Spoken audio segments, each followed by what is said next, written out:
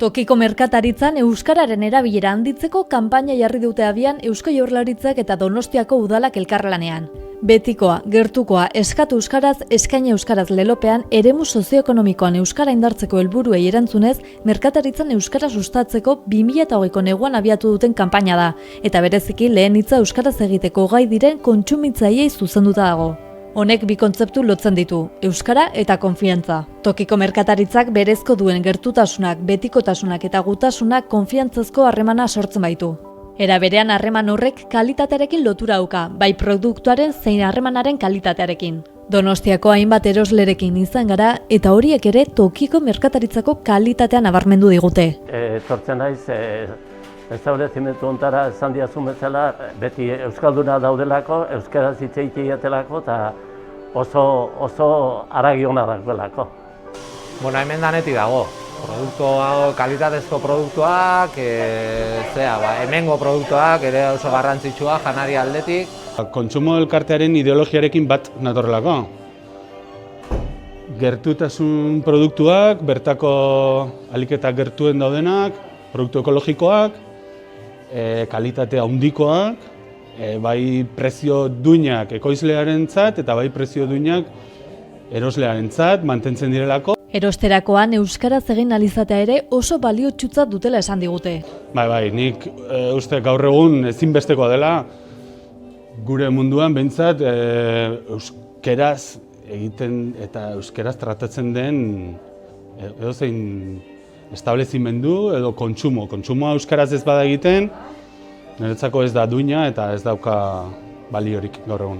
Hemen beti euskeraz, eta saiatzen gara euskaldunak izaten euskaraz hitz egiten, hemen oso gustora. Aldala niri euskaraz hitz egitea. Izan ere horre konfiantza handiagoa ematen die produkturen bat eskatzerako orduan. Ez dudikan gabe, bai, askoz handiagoa niri. Bai, konfiantza askoz handiagoa.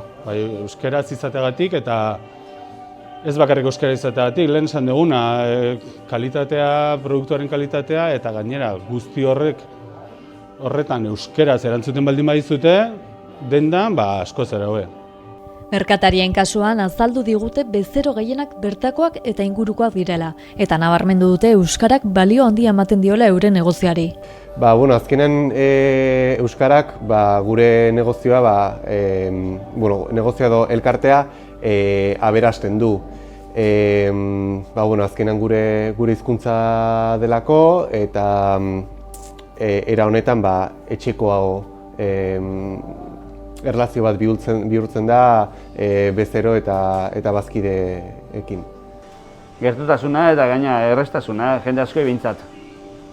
Nik uste balio bat dela edo hemen grosen euskeraz nahiko egiten da, eta orduan bezeroak bere ama hizkuntza euskara baldin badauka, hemen euskeraz egiteko aukera ere, nik uste oso ondo ikusten dela, beraientzat egokia. Era berean, kanpotik erostera joaten diren bezeroek merkatariei euskaraz egiten dietenean poztu egiten direla esan digun Mikel Arategiko saltzaileak. Egia esan, gurutzako ere poz handia de kanpotarrak etorri eta euskaraz beraiek ikastea o saiatzea bintzat gurekin solasaldian egitea. Donostiako udalak Eusko Jaurlaritzarekin batera jarritako kanpaina urtarrilaren 22 bitartea sustatuko da. Era honetara merkatari zen bezeroei euskaraz egita proposatzen zaie.